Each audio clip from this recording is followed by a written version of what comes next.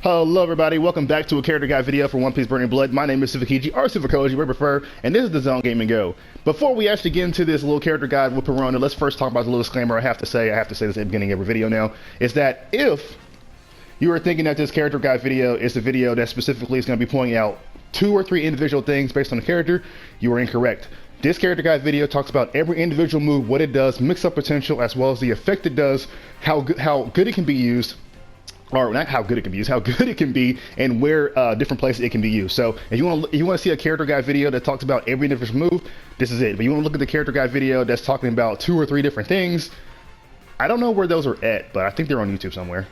But yeah, so let's get into Perona. Perona's 200-point character. She's tricky base, devil fruit character, no hockey, so low character is going to have a hard time with it. Actually, it's not true because we're going to get into our little gimmick here. So Perona's like specialty is dealing with burning gauge as well as ability. So even if she does find a logo type character or any type of character conquers hockey, she still has a chance. And we'll get into that in a little bit. Now, first off is her 5-hit combo. So a 5-hit combo is going to be, or auto combo, 5 hits ending in negative ghost. Now, negative ghost actually drains a tiny bit of ability, not really, but burning gauge as you can see from the side. I think it's about 20%. 20% burning gauge, maybe 10%. I think I had a little bit off there already, but that's beside the point. It drains burning gauge, which is really unique. I think she's the only character in this game who actually drains burning gauge besides Sanji, and Sanji doesn't do it that well. Sanji only drains burning gauge against females. Okay, so interrupters and her autos. So after her 3rd hit, that's when she can actually interrupt her special attacks. So 1, 2, 3, you see negative hollow.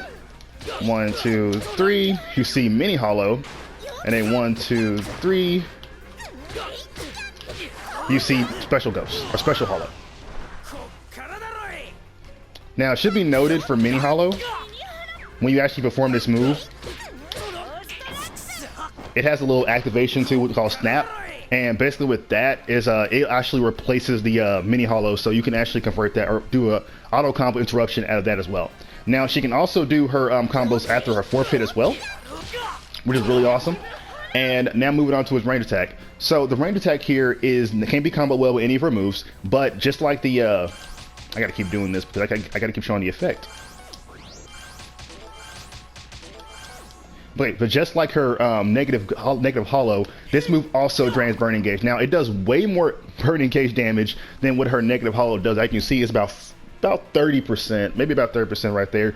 And it is unblockable, so if the opponent actually is blocking it, now they won't take the damage, but they will still drain the burning. So the thing about like Perona's ghost is that there are still effects that you're gonna get even if you block it.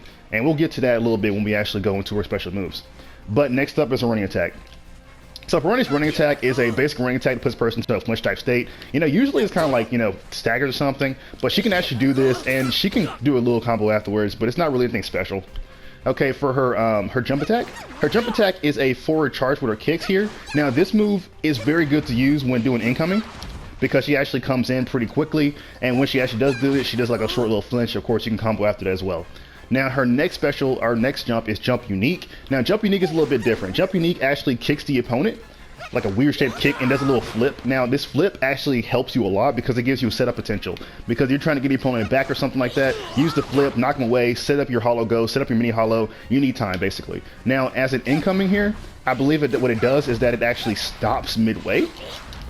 So if you're trying to trick your opponent, they're trying to go for attack or counter against you, going for a jump unique is also really good. And that's the thing too, tricking your opponent is what Tricky Cat character is supposed to do. So when you actually get into this style of punch trick character, you got to realize that you have to make your opponent guess continuously in order for you to actually do damage. Okay, so next up is her, what's that? Ah, yes, her unique button. So her unique button is weird. Now she only has one unique button, not a down unique. Her unique button puts her into like a you know, sleeping type state. Now the thing about the sleeping type state is that it can be held, and also another thing about this is that she has 2 other variations of the sleeping state. I like to call it the sleeping counter. So when she goes to the sleeping counter, you can release the unique button to actually do a little uppercut, and when you actually do this uppercut, it can be comboed with a little hollow. You can also do stuff like this, mini hollow, snap, up you go, for a decent amount of damage. And now it also puts you inside of a rolling state too, so characters that are Conqueror hockey based could actually like come into you and catch you back up and get you into another combo thanks to Perona. Okay. Next up is her normal guard break. Her normal guard break is it's actually pretty insane. Her normal guard break can reach from like this distance, I believe. Goes towards your opponent, puts them to that state, switch into another character, and you have free reign over that. The thing that makes this normal guard break really good is that it's just so far. It's like, I think it's like probably one of the furthest guard breaks in the game, aside from Blackbeard's little gun. And I just gotta say, this is like, it's very surprising that she actually was gonna have something like this, but it's really cool that she does. Her normal guard break here is kind of unique as well. Her normal guard break creates about like 4 little mini hollows, and they actually explode, doing a good amount of damage. As you know, 2,000 point characters do a lot of damage with their heavy guard breaks. And this move is also a unity, so that's also good to note as well. Okay, so moving on to the next thing, special attacks here. Special attacks. So first up is negative hollow. As you saw from negative hollow actually drains a little bit of your burning gauge. You can increase the effects of negative hollow or increase the amount of hollows from negative hollow by holding down the button, and then your 3 Asha will come out. Now this move actually does reach pretty far, and just like the range attack, this move is unblockable. So I mean, they can still actually like block it and not take damage. There's no damage it does. I think it does a little bit of damage from what I'm seeing. It might do a little bit. It might do like 1%. It might. But like, she can considerably drain your burning gauge over and over and over again. And as you already know, if you had not known this by now, I probably have explained it, but same thing with the basic combo. If you do not have any burn gauge and you hit you with negative ghost, you'll go into depressing type state. And while you're depressed, you cannot be comboed. You're basically invincible. Okay, so next up is Mini Hollow. So Mini Hollow doesn't drain Burning Gauge, but instead, if it attaches to you, it will drain your ability gauge. And it will considerably drain your ability gauge, even when you have nothing left, and they'll continually swarming around you. Now, you can just do this, and then it's kind of like, they'll actually follow you as well, so we're going to go ahead and demonstrate these guys actually following you. And it will still drain your stuff while blocking, and if you go to Logi mode, they will actually proc the Logi as well. So, you know, keep it up. And then on the other end, if you press the mini hollow button again, it'll go snap and knock the person down. The next move here is the special hollow. Now, special hollow is also pretty cool. So special hollow does 2 different things: damage, and it drains the ability gauge. On the first hit, if it actually licks you with its tongue, it will drain a little bit of your ability gauge. Even if you were to Logi it, it will still drain your burning gauge. So the thing that's interesting about that, if you Logi the special hollow, not only will the move itself, like, you know, drain your Logi a little bit, but it will also like proc the Logi as well. So you'll probably get 50% because of that. And when it explodes, another 25% of your ability gauge goes away. So just like that, special hollow just gave Marco 50% of his ability. And if you block it, from my understanding too, it doesn't matter if you block it. It'll still drain your ability gauge. So characters like Shanks, Boa Hancock, Luffy 3K, sure, they can use Conqueror's Haki to get rid of it. The thing about it is that if it touches you, you're 25% down. Yeah, you Conqueror's Haki'd it. Now you're 10% down. You're not doing a full combo with Shanks. Probably not. You're not doing a big combo. You're not doing a big combo with Luffy. You're not doing a big combo with Boa Hancock. It's just, but from her doing that move and kind of even setting you up, even if she does it, like if she knocks you down some way, let's say she knocks you down. I can't knock her down that way. Let's say I knock you down here. And then I just wake up. Basically, like, sure, you can Conqueror's Haki that, but it's like, even the pressure, like if she kind of gets you into her face like this, she can just keep doing this.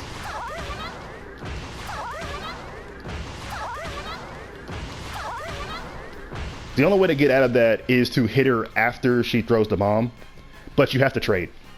If she gets you into that opportunity, you have to trade, really. Unless you're a Conqueror's Haki character and you find someone to flash counter. Okay, next up is her special movement. So Perona's special movement is cool. Now, at first, when I first noticed special movement, I thought it just appeared in front of you. This is basically what I call Ghost Perona. And as you can see, the position that she's put into is the same position that she's in when she does her unique button. And that's the cool thing. So if you're wondering, this can be used as a trick opportunity. See, their special movement is also a teleport. So when you actually do a special movement, you can control left teleport, or you control like right teleport, back teleport, or even in front of your opponent, or technically behind your opponent teleport. Now, your opponent can in fact like go after you to attack you, but eventually you're gonna get in the back and you have to trade. Now, they can just sit still and block because technically explosion type moves can actually be messed up. But if you're like far away from your opponent and you want to just like, hey, let me go ahead and do my melee hollows on you and come back, you can do that, because that's just how Usopp works. She's basically like, she basically has 3 different ways she can actually do this little counter, and your opponent has to guess which one you're actually doing. Now you're wondering, okay, well this one activates that, how do I not know? You can just press the R1 ability and then do it. So it's like, okay, let me stay close to my opponent. Let me stay close to Perona. She's doing the Ghost Princess while you have the counter this time. Or let's say, okay, now she's going to do the counter. Let me back up a little bit and get something ready. And then you're like, okay, no, instead I'm doing the actual Ghost Princess. So that's the little trick status that she has to offer right there. And it kind of goes a little bit further in terms of her ultimate, which we will be talking about in a second. So going to her ultimate, Perona's ultimate is the only counter in this entire game, and what it actually does is put her in that same sort of state, the same tricky type state, and if you do hit her out of it, you will get hit in the ultimate. So I don't believe you can actually cancel out, oh, you can cancel out early. So let's actually demonstrate here what her ultimate actually does.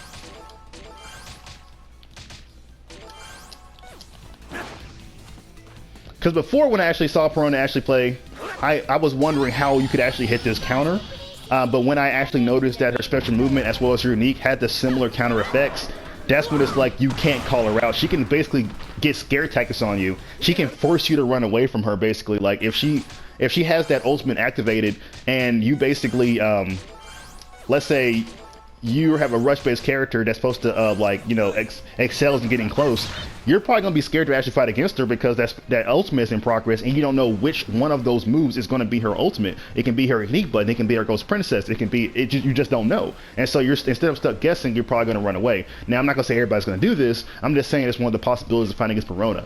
So she's a character that can drain your ability, drain your burning gauge, keep your opponents guessing about what counter she's going to do. So in fighting against her, sure, you can just go assault and just no holds barred, just beat her up and stuff like that, but still, she's going to do a considerable amount of damage to your force before you get it done. If Perona can take down one important character in your team, it is worth it. Just saying, that's how she is, because characters that rely on ability gauge have a very difficult time, especially Garp. Garp is one of the characters that Perona can beat pretty easily. Because without his ability to special movement, she is not threatened by him at all whatsoever. So if she gets Garp with those special hollows, sets up her mini hollows on him, if she gets set up with that capability, she can beat him up without any problem at all whatsoever. And because her moves have a somewhat higher priority over him in a certain distance, then she can do it. She can shut him down. Or at least you can say, hey, let me go ahead and do my special hollow, and let me go ahead and set up another special hollow here, and then we do a switch out.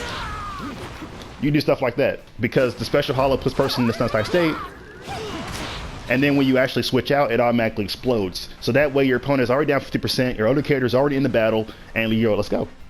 Okay guys, that's pretty much it for the Perona guide. Hope you guys enjoyed that. I think I talked about, oh wait, no I didn't. Wait a minute. Forgot to mention here. This one I want to mention. Perona's unis. So Perona's uni assist is the negative hollow, which is really cool. So remember, that's a good point. If you do a unity assist, you drain that ability, prevent your opponent from doing stuff in future actions. And now for her, ooh, messed up. Man, this is really messing me up here. I need to put him on standing or something.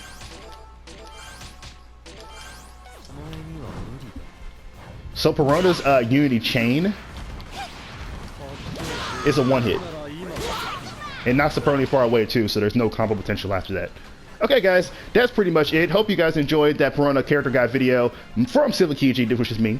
And I hope you continue to play One Piece Burning Blood and check out the first of 5s that will be coming out next weekend. And until next time, enjoy.